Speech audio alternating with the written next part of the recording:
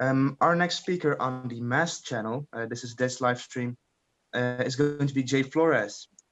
He is well known within the First community. I think most of you will know him. Um, yeah, he's going to talk about his idea of what's it called? It's not magic, it's science, which is very cool. And if you are interested as well, on our other stream right now, we have on our energy stream, we are going to start a presentation by Andy Baker from Andy Mark, which is going to be awesome as well. It will be recorded. It will be available after the stream. So if you want to catch both, that's possible as well. You just need to be sure to catch it at a later date. For now, I'll admit Jay Flores to this meeting.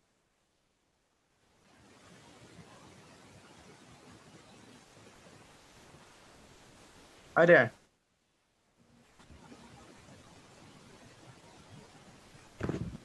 Can you hear me? Yes, can you hear me? Yeah, loud and clear. Perfect. Thanks for having me and Okay. for volunteering and supporting the effort. Yeah, no problem. It's been a lot of fun so far. And we're all excited to see what you've got in store for us, of course. So I'll let you share your screen and yeah, take it away. All right, sounds good. So let me share.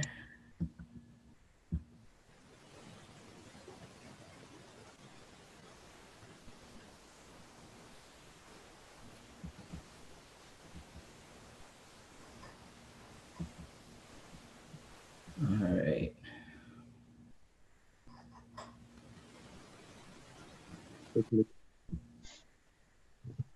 Give me one second. There, guys. Okay, I think it's coming. There we go. Can you see it now? Yeah, we can see it. Okay, perfect. Okay, All right. Well, first of all, I am so happy to be in front of a first audience. It's been a really long time. I was fortunate enough to be able to travel to Mexico and to Brazil right before all of the cancellations happened. So it was great to be able to see some of the students. I went to the FLL National Championship in Mexico, as well as the FRC Regional in Monterrey. And then I went to the CESI Robotics Festival in Brazil, which had FTC and FLL championships. And then after that, all my trips got canceled, and we're all in the same boat together. So I've definitely missed this community. And this community was actually a big inspiration for what I'm about to talk to you guys today. And I'm hoping that what I've done and what I've learned from it will help you guys continue to amplify what you're trying to do within the community right now, because it needs us more than ever.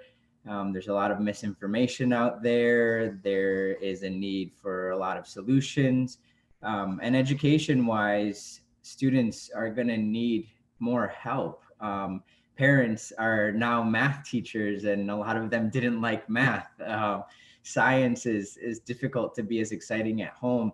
So I'm hoping that from sharing what I've been working on and sharing some of the lessons learned, some of the hiccups along the way, you guys will be able to take some of those lessons and be inspired to do your own projects. So if you want to share some of the videos that I've created, that's awesome.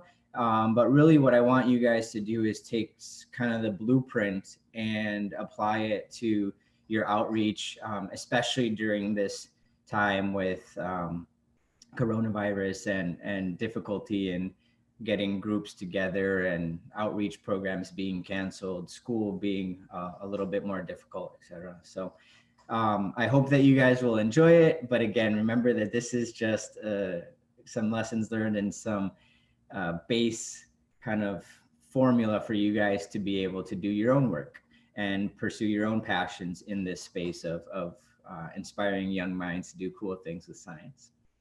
I also share that it was really inspired by Woody and Dean and the whole kind of work behind creating first and the intention behind a lot of the design of the programs. I'll start with a little bit of background and my journey to problem solving, because it does explain a lot of why I created this and who I am, and why I love First so much. So if you look at the top left, that photo of me in the box, that was my favorite toy growing up. A box could be anything. It could be a race car. It could be a spaceship. It could be a habitat on the moon or Mars. I was very creative, and I was always playing around with things. I wasn't really one to take things apart like a lot of engineers are. But for example, I would take my mom's or our family's pots and pans and put them on the floor and play around and try to find out why the wooden spoon made a different sound than the metal spoon. And so I just had this um, big curiosity from a very young age, which I think is what led me down a path towards engineering and problem solving. The next two photos are during my time in college. I was part of the Society of Hispanic Professional Engineers, which is a student organization that really changed my life, helped me persist through engineering when things were difficult, and really introduced me to the opportunities to lead. Uh, I had a lot of organizations that helped me get to college and helped me understand what engineering was and why it was important. I didn't have any engineers in my family. So SHIP, or Society of Hispanic Professional Engineers, really helped guide me there. And Rockwell Automation, the company I work for now, and is a big sponsor of First, helped pay for my school. They did a summer camp when I was in high school that helped me decide I wanted to be engineering in the first place. And then SHIP kind of helped mold me into the engineer and leader that I am today because of the engagement that I had with the organization.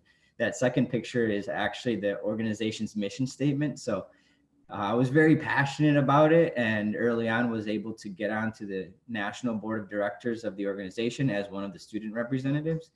And I was able to craft the mission statement because we had kind of a rebranding and recreation of the mission and vision of the organization. And that really showed me the power that anyone, and in that moment, myself and the team that was working on it, but that anyone can have when you're very passionate about something and you get the right people together and you set a mission and a vision to move forward for a community. And so in this case, it was for the Hispanic community in STEM. And that piece of paper was the start of a movement, and is impacting hundreds of thousands of lives that many of them I won't even meet. But it's just an awesome feeling to be able to be a part of that. The last one on the top is me and my dad at my graduation. I graduated from the University of Wisconsin-Madison with a degree in mechanical engineering, and then started working for Rockwell Automation as a sales engineer. So I used my technical background along with my kind of just passion for working with people and solving problems to solve problems for our customers. And my job was basically like to show how it's made. Every day I'd go into a different manufacturing facility and try to figure out how our products could make their process more efficient, safer, allow them to make more or for cheaper, etc. So it was a really cool experience seeing everything made from soda cans to cement blocks. I had dairy plants as customers. I went to a chicken plant, which was not the best experience. A wide variety of different types of opportunities. And during that time, I really began to understand that STEM is everywhere. And if you develop the right skills, you can use those to impact the world in any place that you like. And around that same time, I was introduced to First, which was at our automation fair. It's our biggest event every single year. People from all over the world, customers, partners, distributors, etc., come in. And one of our biggest booths at Automation Fair every year is the Engineering Our Future booth, where we include our STEM partners. So we have the full progression of First programs along with ST Math, which is another STEM program that addresses the math gap and helping young people in elementary and middle school stay strong within math so that when they are ready to become an engineer or they want to join a robotics team, they have the foundation that they need, and that's not the limiting factor. And right away, I met a little 10-year-old girl in FLL, and she talked to me about her robot that was named Tobor because that's robot spelled backwards, and started talking to me about the ultrasonic sensor on her robot. And I was 20 something years old. She was 10. I was supposed to be selling ultrasonic sensors in my job, and she had actually used them.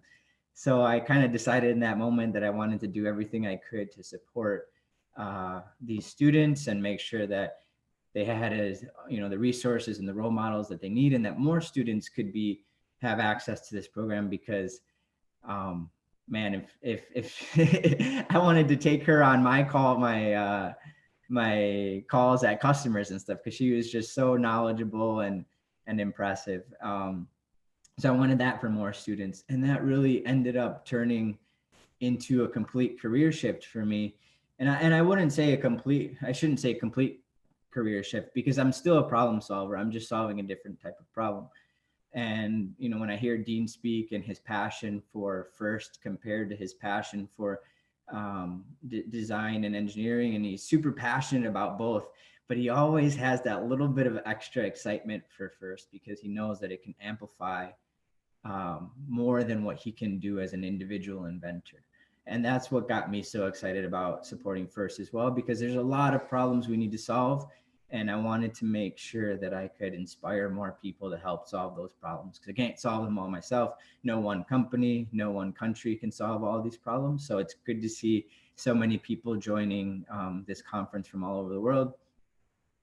And that's what some of these other pictures show, is just some of the travel that I've done with FIRST. I've gone to Puerto Rico, Mexico, Brazil, India, Singapore, Australia. We did work with Lego Education in Europe. So I've had the opportunity to do work all over the world, inspiring students to keep doing the amazing things that they're doing with FIRST, and to take that on to the next level. Which is kind of like the last picture, helping Rockwell elevate that and take it to the next level. We did the You Make It challenge last year, and it should be coming back as well, so that you guys can continue to expand and grow your ideas. In addition to all of this, I've done 2 TED Talks supporting STEM. I've been on 2 television shows. Last fall, I was on one for 3 months. And it was an athletic competition show, which is my side passion, is athletics and obstacle course racing specifically. But they did paint me as the engineer, and it was good to have the opportunity to use that platform to inspire. And that was also part of the inspiration for It's Not Magic, It's Science, because I realized when I got home after the show, and I went to a school in Milwaukee, which is where I was born and raised, and the show was on Telemundo, so it was in Spanish. So I went back to one of the bilingual schools, and I expected kids to recognize me. But when I entered the auditorium and I heard screaming and cheering and excitement, and I was just like, wow, this is a powerful platform. I need to make sure that I can leverage it to take all this community that I just gained from this athletic competition show, all of the followers and fans from that, and help them see the awesomeness of the STEM work that I do and that world, and help combine those two, so that more of those students that were initially inspired by me athletically can see the inspiration behind all of the wonderful things that they can do in STEM. So the journey, even before the TV shows, but from the beginning of my leadership with SHIP, and once I really realized how much my parents had sacrificed, how much Rockwell Automation had invested in me, they paid for my entire tuition, and all the things that kind of helped me get to where I was. I wanted to figure out, how do I make sure that more of those little boys and girls that are curious and play in boxes and take things apart actually make it to becoming that real life superhero that I believe engineers and scientists, innovators are. Right? You're solving real life problems that are making a difference in the world. It may have started with the box and imagination. It may have started with something like Lego League. Um, but I actually think it starts before then. I think everyone is born an engineer. We just don't really realize it. The moment that you're born, your eyes every open and everything is an experiment to you. Everything is new. Everything is a learning opportunity. And from that point forward, something happens. And it's usually adults get in the way. When you ask the question why, which is the kind of beginning of your experimentation as a young engineer, oftentimes parents get frustrated and they say, because I said so, or they kind of get annoyed by how many times a toddler asks the question why. But that's the most important question a young person can ask, and an old or older, wiser person can ask as well. We need to keep asking that question, and that's how innovation happens. The other thing is often is failure, and whether it's the education system or just in life, this general fear of messing up or failing, that is completely counter to what we need to do as scientists and engineers. That we need to experiment and try new things and figure out what works and what doesn't. You guys experience it every year with your seasons. If you were afraid to fail, you would not get very far in Lego League, right? You're not going to get every mission the first time, and even if you know how to solve it, it's not always going to work out perfectly. So I tried to find more ways to keep that spark alive, because most of the industry is focused on how do we get students excited about STEM, when we should be focused on how we keep students excited about STEM. Like I said, from the time you're young, everyone is excited and experimenting and playing with the pots and pans, like I said, or taking something apart or playing in the box.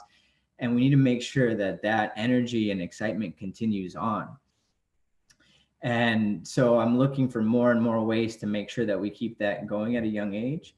First, and the progression of programs is definitely one of those solutions. But I, want to continue to learn more about how that process goes and how do we keep students engaged so they can become the Tony Starks and the Shuris of the world that are the real life STEM superheroes, right? So I'm going to start going into the inspiration of how it's not magic, it's science came about. Please ask as many questions as you want. Any of the background that I asked you, that I shared with you guys about myself, or any of the lessons learned about, how to inspire young people throughout this process. Feel free to throw those questions in there. I definitely want to save a lot of time at the end for those questions, because I think that's where the best learning comes from. And I want to make sure that what you came to this session for is answered.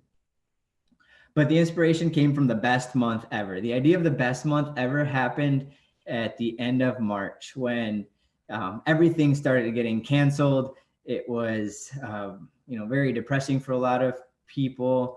The stay-at-home orders began in many places in the U.S. and had already been in place in other countries. And so during that time, I was seeing a lot of negative thoughts and people saying 2020 should just be canceled. We need to move on to 2021. And I tried to take a positive twist on it and understand that, okay, there's going to be a lot of difficulty in this year, in the coming months, as we face these challenges as a world. But what can we do to make it the best month ever for certain things, right? So April was not looking like it was going to be a great month overall, but could it be the best month ever for a particular small set of items? So I decided that I was going to set a goal to improve my flexibility and to write a book. And so the goal for the flexibility was I wanted to be able to, when I reach for my toes and bend over, be able to put my hands flat on the ground. So I wanted to be flexible enough that when I bent over to reach and touch my toes, I could actually pass my toes and put my hand flat on the ground. And so I had to reverse engineer that goal. Okay, what can I do every day aside from just try to do that action that's actually somewhat fun or entertaining, that I will keep up for 30 days and allow me to get to that goal. And so what I decided was I was going to do yoga every 30 days. So I found a yoga program that I could do online at home. And I did that for 30 days. And on May 1st, I tested it out and I was able to touch the ground like that. Right. So it was not the greatest month, but it was the best month ever for my flexibility. And then the book ended up actually becoming a failure. So I realized really quickly that I'm a much better speaker and presenter than I am a writer. And maybe I should just speak the book out eventually. But instead of canceling or quitting that goal, what I did was I made a shift. And I'm like, okay, well, I am comfortable and good at videos and presenting and speaking in front of a camera or in public. So what can I do instead of writing? What can I do with video content? And so TikTok was getting a lot of traction at the time, and I was learning a lot about how young people were engaging with TikTok and what motivated them there, and now that adults are getting on it, et cetera, how can I use that? And I thought about a lot of the ideas that I had in the past, and I chose that it's not magic, it's science. So I decided on a format, and I decided that I wanted to make it available to as many people as I can. So I can't be in front of kickoff, for example, like I've spoken at before, or world championships. I'm not going to have that audience. But maybe this was a blessing in disguise. Maybe it's meant for me to be able to reach a broader audience that isn't able to go to kickoff or to world championship or be at the specific events that I'm going to. And as I was brainstorming through that process, Rockwell and I were working on this initiative in this photo, which is with the other partner, ST Math, that I mentioned earlier. And what it is a Math Minds board game, which we donated 500 of them to families at the Boys and Girls Club in Milwaukee. And so we normally do a family math night at some of our partner schools where we provide the games, and all the families come together and they play, and we have hundreds of people there. And obviously that was not going to be possible. But as we were going through coronavirus and staying at home, my fiance and I were playing board games a lot. And we thought, okay, well, there's a lot of people right now that because they either were already in a difficult financial situation, or maybe one of their parents got laid off, the families who are not having the same maybe potential to be able to go out and buy board games or toys or other forms of entertainment during this period. And they also all had to be math teachers right now. So how, there, a lot of them were not very passionate about math in the first place. So how can we help reduce some of that math anxiety, provide some entertainment, and put it all together? And we did it through the Boys and Girls Club and through their meal service program. So every Monday they were providing a full week's worth of meals for families. And so we knew we were going to be reaching the families that needed it most. And we were going to be able to provide them with something that was as entertaining as it was educational.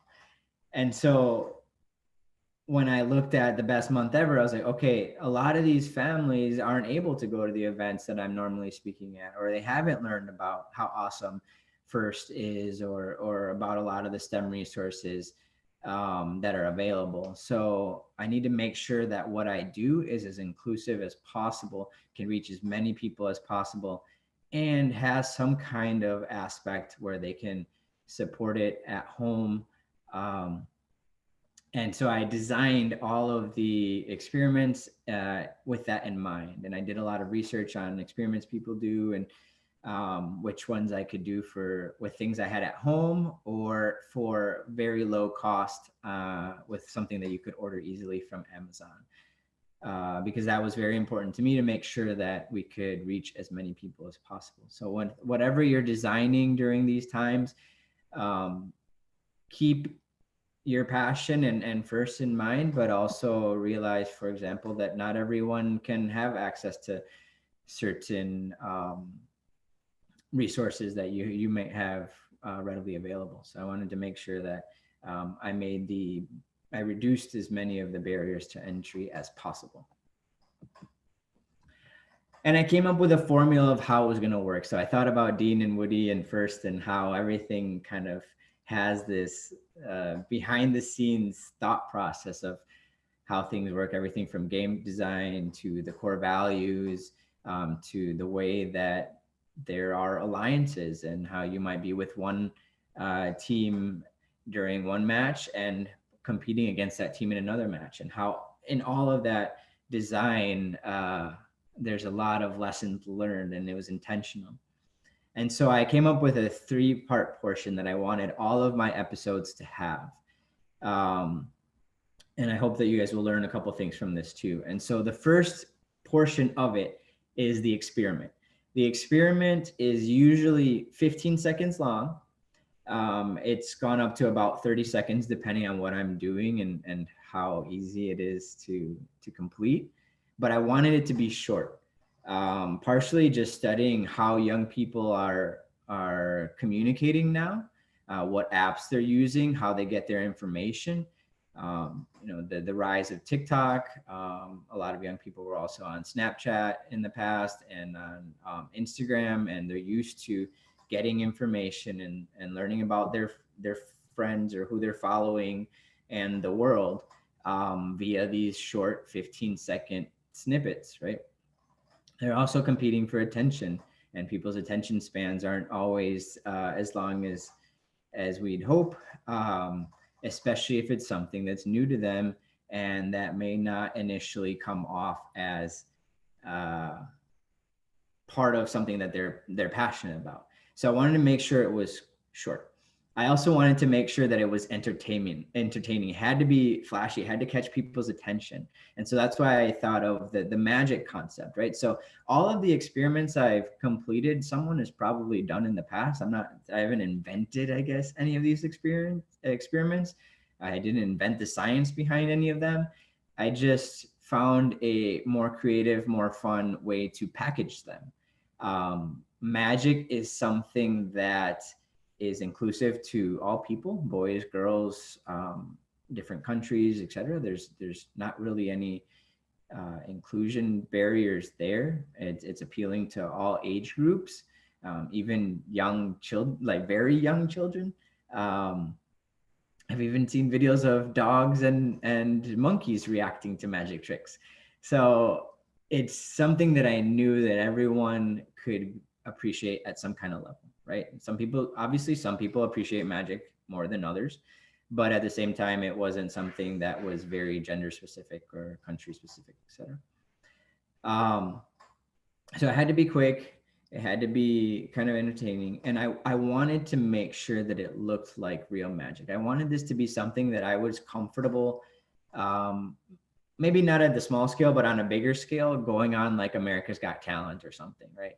And being able to show this off and wowing some people. I might not get the golden buzzer or whatever they do, but that it would be quality enough that people would be excited by it and intrigued. And so the experiment does not explain the science. It's just the demonstration of it in a fun, new, energizing way. So that's why right here, I'm calling it the show.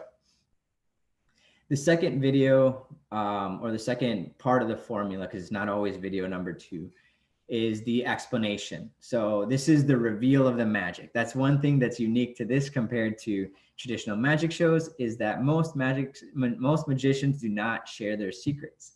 But I am going to always share the science. So it's one of the most important parts, explaining how it happens. It's the reveal of the magic, which is actually just the explanation of the science.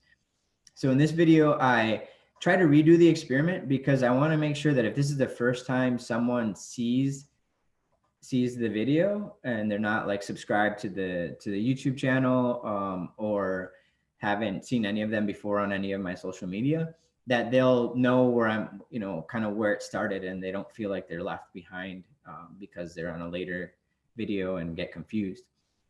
So I do a quick recap, whether that's sharing part of the original experiment video or potentially even redoing the experiment, depending on how easy it is or if the materials can be reused. Um, and this is where I show them that, hey, this isn't a magic trick. This wasn't me pausing the TikTok video and moving something or changing something. It wasn't any kind of smoke and mirrors or deception. It was actual science. And I explain in as common terms as I can so that very young people can understand. Because again, I really want this to be an inspiration type platform. Obviously, adults and college students and high school students are going to enjoy it as well. But I wanted to inspire very young people. So I tried to explain the science in the most basic form possible, but that gives you enough information to understand how it works and potentially what you would need in order to conduct the experiment yourself. Because I want everyone to be able to start doing these at home, so that they can, be part of their magic. They might inspire their friends or family members, younger siblings or parents, and get involved and engaged with the science. And again, everything that I've shared is very low cost, or you can find it at home already. So it's easy for them to get into it right away. And then the third video is the exploration. So this is the most important part in my eyes. This is where you take the magic, you've already showed them the science behind the magic, and now why does it matter? Why would I ever need to use this again in my life? Kind of like how we ask in math class very often. And I either share some real life examples and or challenge them to come up with some of their own. And we'll go through a video of each one of these parts of the formula in a second where you'll see an example of that. But I just want to make sure that they're thinking about how could I apply what I learned into making the world a better place, to making the world more fun, to make it safer, etc. Like, how do I start to understand that if I learn math and science, I can use that to shape the world somehow. And depending on which experiment they're most passionate about could lead down to a career path in whatever that particular magic trick was about. And so it's also important when I'm going through all of this that the diversity of examples that I use is important as well, because some students might be inspired by how chemistry works, some might be inspired how things work mechanically, etc. And these are mostly material science type experiments, but then by applying different type of real world examples, I can show off different types of engineering. So let's go through some of the formula. Again, keep asking questions. Make sure you've got a lot of good ones in there as we go through these. So these take a second to load, but let's just, yes, good, we're good. Renz, if they can't hear them, let me know, but I think we should be good once it loads.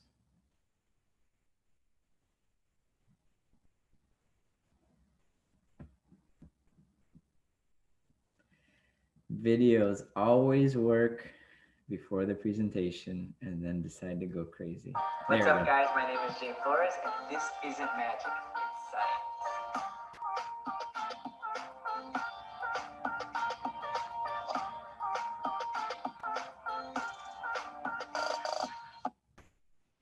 So that was a experiment that I did with a paperclip made of nitinol.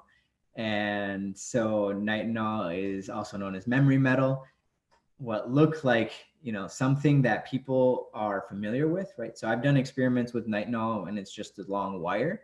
I wanted to make sure that it was something that, kind of blew your mind. And so something that you're familiar with, a paperclip, you've probably unfolded a paperclip at some point in your life. And it's not easy to put back together. And somehow I just magically put it in my magic science cup and it came out back in its original shape. The difference is this isn't just your normal paperclip that you find at home. It's one made of nitinol. And that's how the experiment happens. I hope that their mind was blown. It was quick. It was cool. It was fun. And you're confused. Did he do some kind of deception? He's saying it's science, but what is it? I'm going to check back tomorrow to see how he actually did it. And so that kind of initial excitement and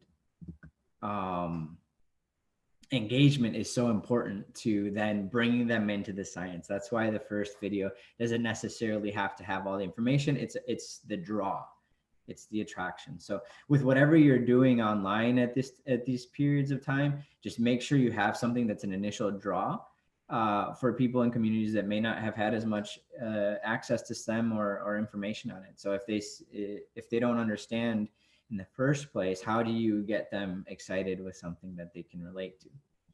So the second video, again, here, the explanation. Hello, everyone. Welcome back to episode 4 of It's Not Magic, It's Science with special guest Gigi the Penguin from stmath.com. Gigi had this awesome activity for us where we rolled 3 dice and we got random numbers. In this case, on the top, 3, 4, and 6. We added those plus added the ones on the bottom. And without even looking, we were able to get the answer, which was in Gigi's magic backpack. And the answer was 21. So how did we know the answer? Well, Gigi found a pattern in the die, which is that on one side is 6 plus the other side 1 is 7. Each side has that same pattern. So 3 plus the opposite side, 4 is 7. Always adds up to 7. So all we needed to know was how many we were going to roll, multiply that by 7, and you get the answer. So what would the answer be if we rolled 5? I want you to put what your guess is in the comments. And now that you know the math behind the magic, try this at home with your friends and family. So there's their explanation. The first video of that particular series, I just somehow pulled out the number and there was no explanation, and they're figuring out, well, how did he do it? And you think about when you watch a magic trick online, or if you were at a magic show in person, you just really want to know how that person did it. And so this explanation video helps go through that. I also encourage them to figure out, how many we would do how it would work if you had 5, and just making sure that there's that excitement and incentive for them to try. Hey, this is how I do it. You go try it. That's what I want everyone that's watching these videos to do. I really hope that everyone will try them out. And so when you're doing your activities, even if your activity might be too complex or you can't really have all the access to the resources at home. When you're talking about your first team, for example, not everyone can go and then start building their robot at home all of a sudden, but make sure that you have those actions for them to take the next step, whether that's information on how to join a first team or access to like going to code.org so you can learn about coding so that you can then later on program a robot. Just make sure that there's some kind of action that they can physically do. Because I've realized throughout my time that I can go into any room and start inspiring kids about STEM and I'm pretty good at it. But if there's no action afterwards, it just goes back to their regular kind of opinions of math and science. If they're unfortunate to have, teachers that aren't showing real life examples or aren't doing hands-on things, then they kind of go back to the regular flow and the inspiration that you just poured out and loved and excited them with your robots and all the other cool things you're doing. I don't want to say it goes to waste, but it doesn't have the same impact as if they have some kind of hands-on experience afterwards. And then here's an exploration video. Welcome back to It's Not Magic, It's Science. And if you watched the first 2 videos of our 3rd episode, The Invisible Firefighter, you saw us light a candle and then blow it out with magic. But what you learned was that in the bottom of our Invisible Firefighter cup, we had a little bit of vinegar and baking soda. So this is the exploration episode. This is where you are going to use what you learned and figure out how you can use that to solve real life problems that could potentially make the world a better place. So you learned that fire requires heat, oxygen, and some sort of fuel in order to continue burning. And in this case, we removed the oxygen with the heavier carbon dioxide particles. So take what you learned and come up with some really cool ideas of how we can fight forest fires, house fires, any type of fire that may be impacting your community. And share your ideas in a video, in the comments. Either way, we're excited to see what you come up with and hope that you'll stay tuned for more. It's not magic, it's science. All right, so in this one, again, I touched base on the experiment again a little. I encourage them to do it themselves once again.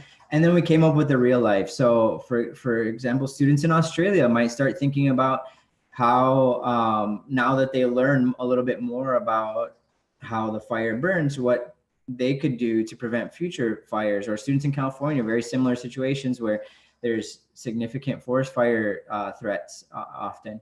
Or someone who may have actually seen a house burn down in their community, or been a part of a fire in the past, can start to think about, okay, now that I know this, how could I become part of the solution to preventing these kind of things?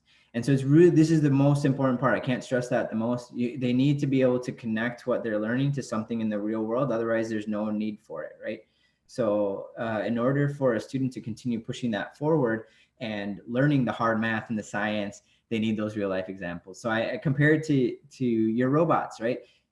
A lot of you are more passionate about your math and your science classes because of the robot, because you want to get better at first, right? You want to have more success with your team. You want to take on a leadership role with programming or with mechanical design. So you want to learn these skills so that you can do this cool thing.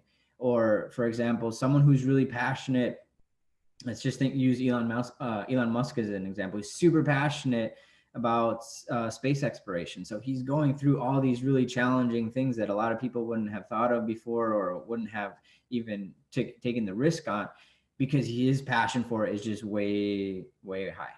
And so what I want is for young people to find one of these examples. Not every single one of them is going to encourage them to go on and explore that particular topic, but hopefully, a few of them do, and they continue to expand their knowledge in that space. You also notice in these videos that my hair just keeps growing and growing, and it's really long right now. So hope you guys enjoy that part of the journey. So then I also have some bonus content. So this is a fail video that I shared. I just want young people to understand too that failure is part of the process.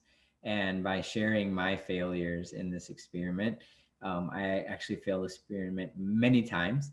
I got it right the first time, and Hi, I got everyone. My name is Jay Flores, and if you tuned in for the second episode of It's Not Magic, It's Science, you saw that we had our super egg trick, where we took an egg and we made it bouncy, bouncy, and that time it didn't work. Fail. I had to clean up a lot of eggs off of that countertop. The first time I did it, I dropped it from a high place because it was the first time I had done the experiment.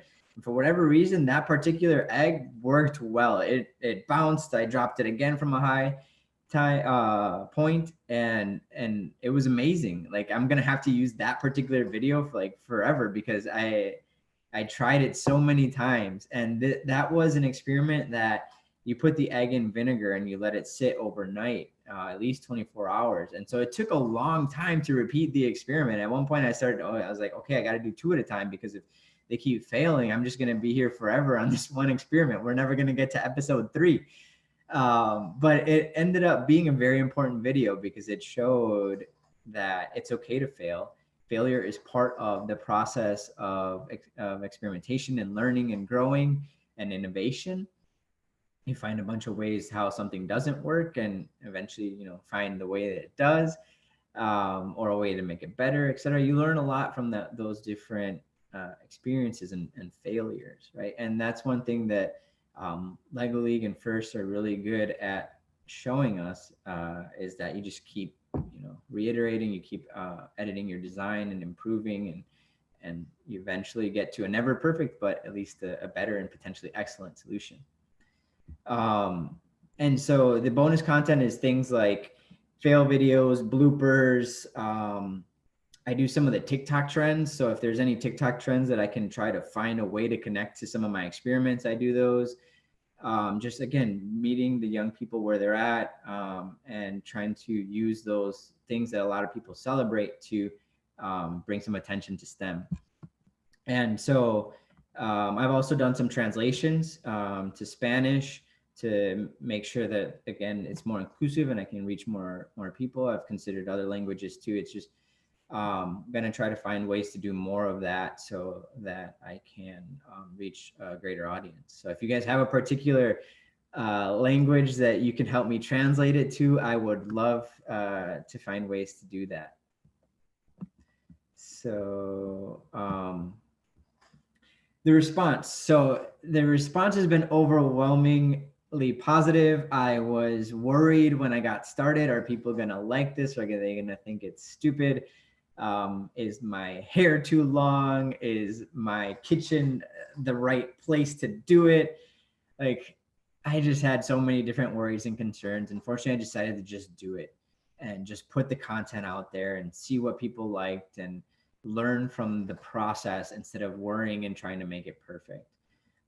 And it's led to across my social media platforms. So I post these first to TikTok, and then I use that video to share to Twitter, Instagram, LinkedIn, Facebook, and then I started putting them on YouTube. And so it's led to almost 1 million views of just 5 episodes. And that 5 episodes has translated to around 22 videos, and no video is longer than 1 minute.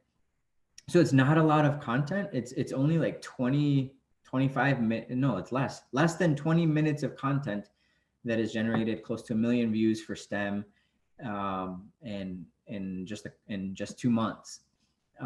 So I'm just super excited about that. And I just want to share some of those important things from the response so that you guys, with whatever project you want to work on, can learn from that too.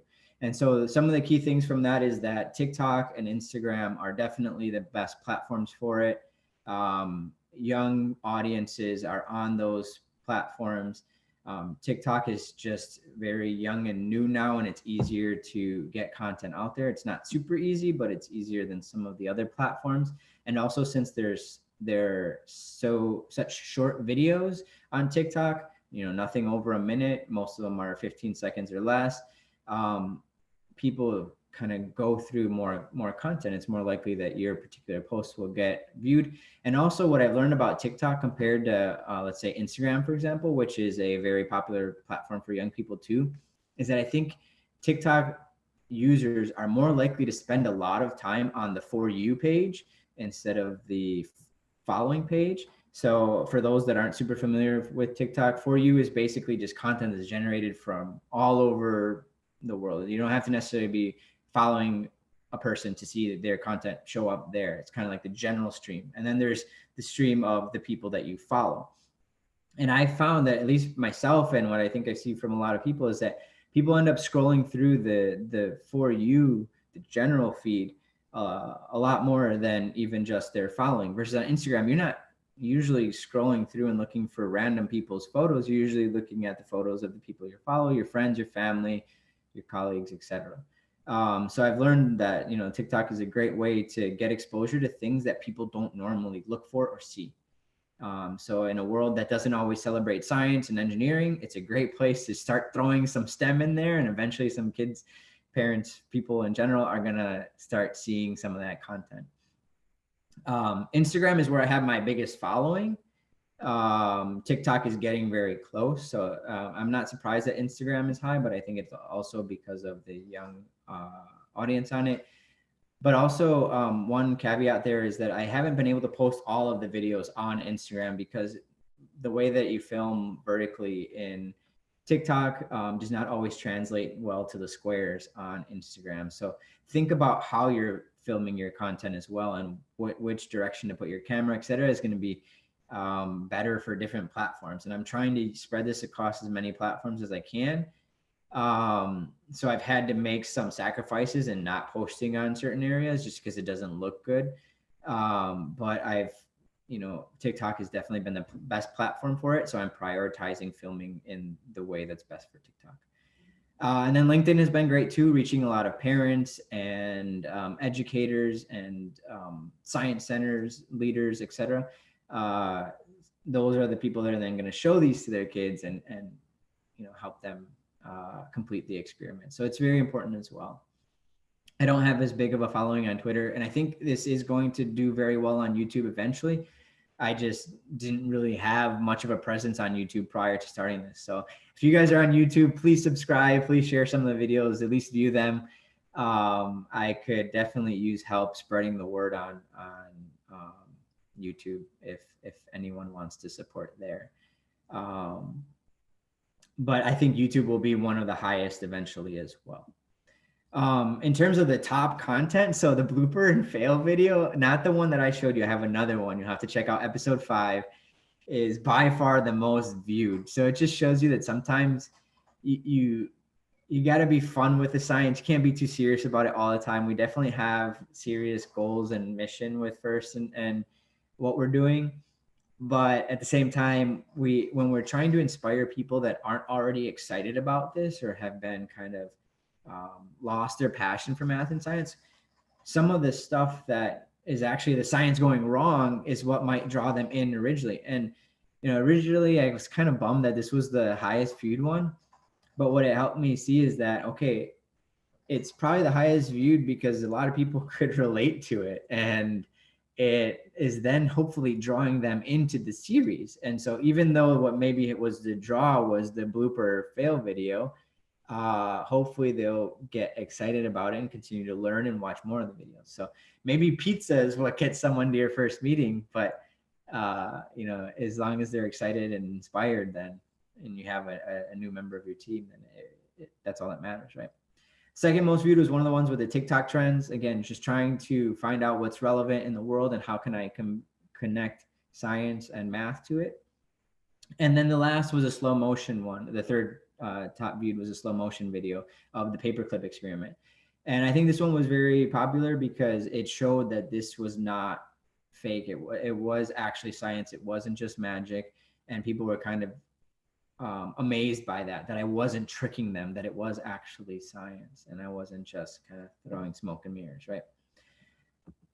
A lot of good comments on LinkedIn. I share a lot of them here. One of the things I want you guys to notice, and I don't have enough data to share like a solid conclusion here, but you'll see in Lauren's comment, can't wait to share this with my girls. Jose says, my daughters enjoyed it. Sandra says that her daughter put on the show for their whole family.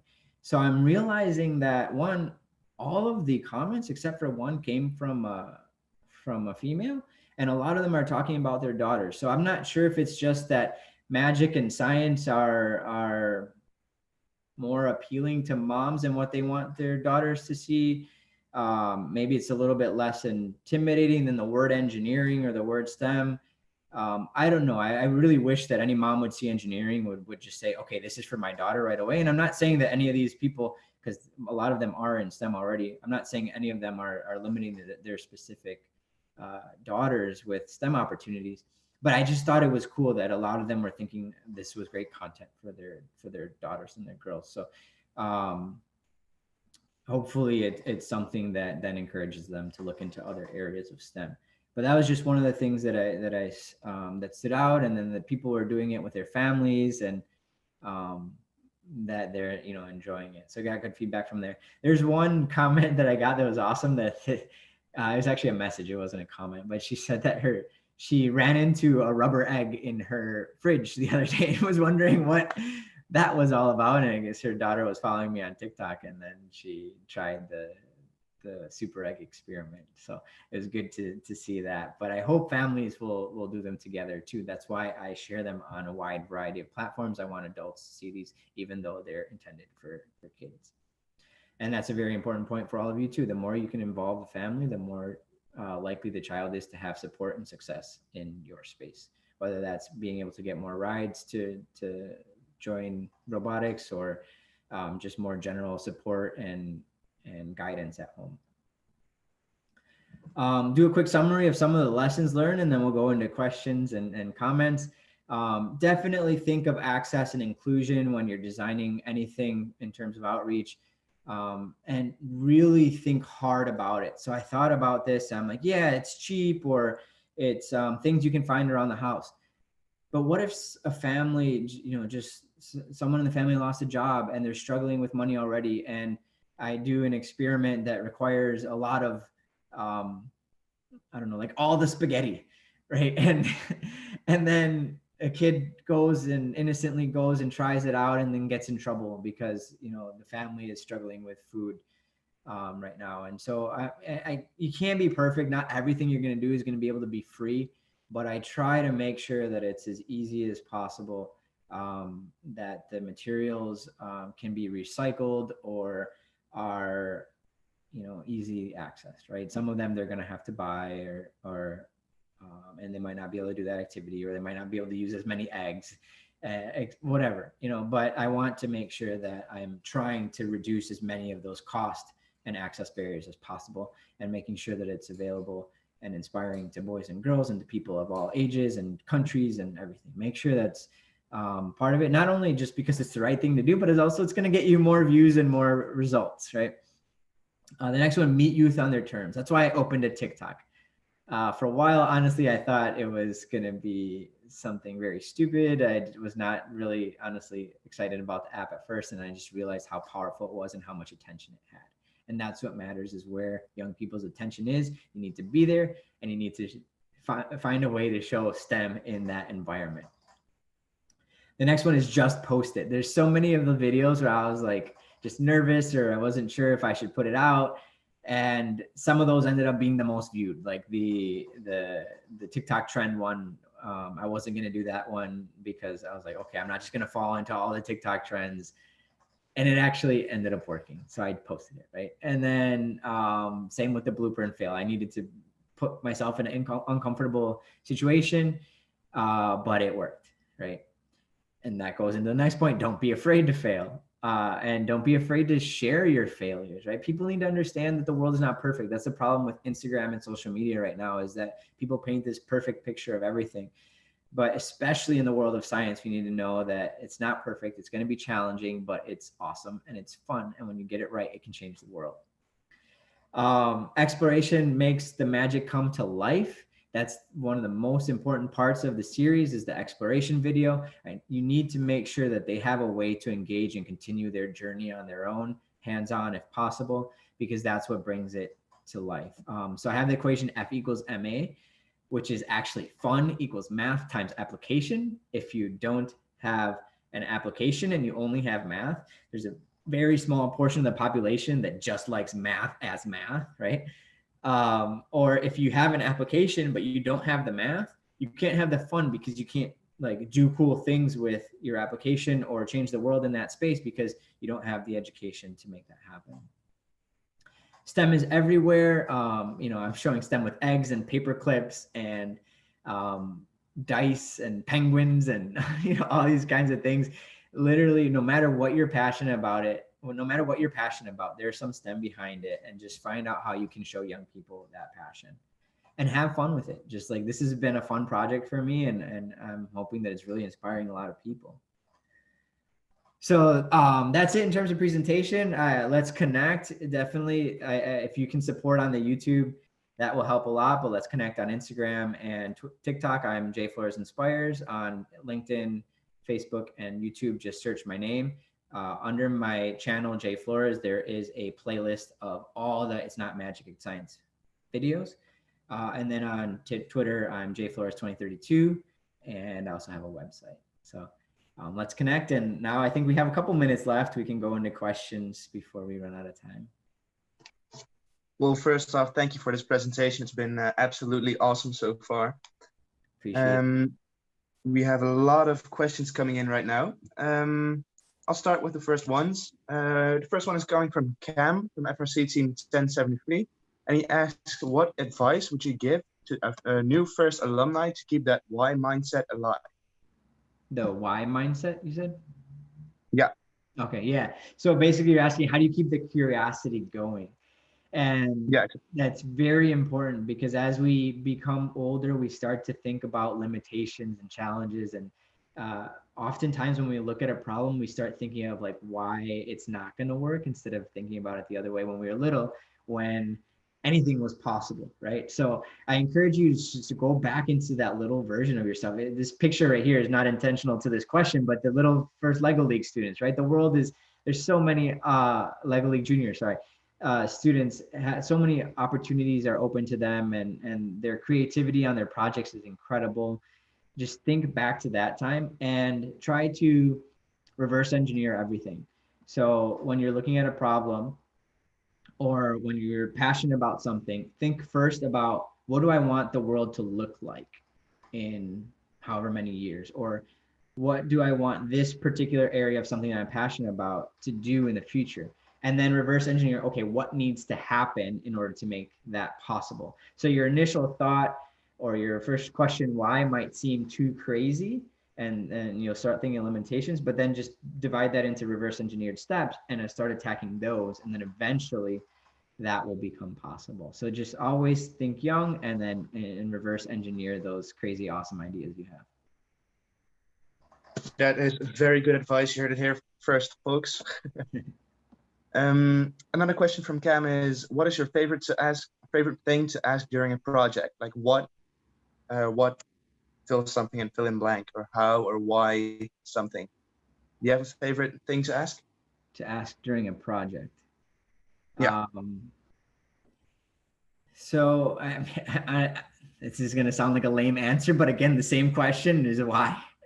Whenever I'm working on something new, I want to understand what the vision is. So maybe not necessarily specifically why, but what is the vision of it, and what's our kind of end goal look like, even if it's 20 years down the road, because that gives you a bigger inspiration than the individual tasks, right? So you might be bored in the moment by an individual task, but if you can keep your why and your vision close to your heart, you're going to keep moving forward to make that project successful, or to keep moving forward towards that vision and that long-term impact that you want, right? So I can think of, like, for example, Dean, when they first started, right, they had just a couple of teams, but had a vision of a world where young people celebrated science and technology, and we've gotten closer and closer, and there's still a long way to go, but that bigger vision is probably what keeps Dean so energized and motivated.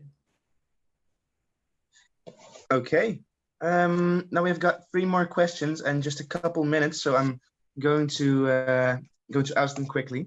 Yep. Catherine asks, what made you really love inspiring students?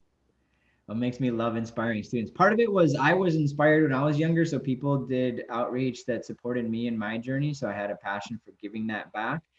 But then it's just like the smiles and the aha moments that young people have, and just especially Lego League and Lego League Junior. I just love being around young students and helping them see that. And then part of it is selfish in the sense that there's problems that have affected me that I don't necessarily have the solutions for. For example, I have a friend that's been battling cancer for 16 years, and it's very frustrating for me to not be able to help him. But I hope that I can inspire someone that can help him. And, that motivates me every single day. Well, very powerful message indeed. Katie says, hi Jay, great to see you. Stay healthy. What is your favorite Woody Flowers lesson or memory? Oh man. There's a lot to choose from, of course. Yeah, it's really hard to choose from. I admire Woody a lot. I started, I bought a pair of white Converse this year and had people sign it. And I got to have Margaret Flowers, Woody's wife, sign them. And that was just an incredible moment. And I'm just trying to walk like Woody, trying to continue kind of his lessons and journeys. I don't know if I have a favorite, but one that I've heard recently was something along the lines of anti-science is pro-stupid.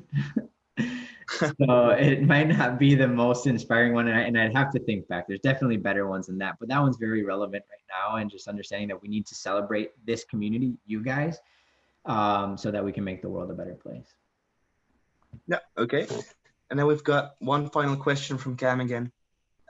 He asks, what is your favorite failure? Oh, my favorite failure. That's really hard too. Man, you guys got good but hard questions. Yeah, exactly. They're going off in the chat. Yeah, my favorite failure. I don't know if it's, how do I explain this? I chose my major based on a really not smart idea. So I went to an advisor, and I was interested in mechanical engineering, chemical engineering at the time. And I went to an IB school so you could test out of certain classes. And the advisor was like, well, you did very well in IB chemistry. So if you do mechanical engineering, you don't have to take any more chemistry in college. And at the moment, that sounded like a great idea. Yay, no more chemistry in college. But I was passionate about chemistry. I probably should have become a chemical engineer instead of mechanical. Physics was my hardest A to get in high school. So like I shouldn't have become a mechanical engineer. But it actually ended up opening my eyes because when I wasn't as passionate about certain aspects of mechanical engineering, I started expanding, well, like what else can engineers do? And that really just helped me understand that engineers are just problem solvers and you get to pick the types of problems you want to solve. And different disciplines of engineering will help you learn how to solve certain problems better. But in the end, it just helped me realize that at the core, I'm a problem solver. Sometimes I like solving mechanical problems. Sometimes I like solving chemical problems. Sometimes I like solving people problems, which is ended up what my career ended up being, which is trying to inspire people and solving the problems that we have in STEM right now. And so that failure of choosing my major, which led to certain classes that I didn't enjoy as much, ended up helping me find out where I ended up really wanted to end up being.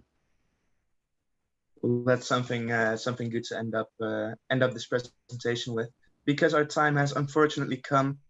I want to thank you for your time for this presentation. It's been awesome to learn more about your experiences and about your passion. Yeah. And yeah, I think the chat also really appreciated you coming on this stream. Of course, they were all excited, and I think the most engagement we have seen with the speakers so far. So that's something positive. I appreciate it, guys. And let's keep the connection going. If you have other questions that didn't get answered or other ones that come up later, just shoot me a message on any of these platforms and I'd be happy to connect with you guys. Thank you for all you're doing.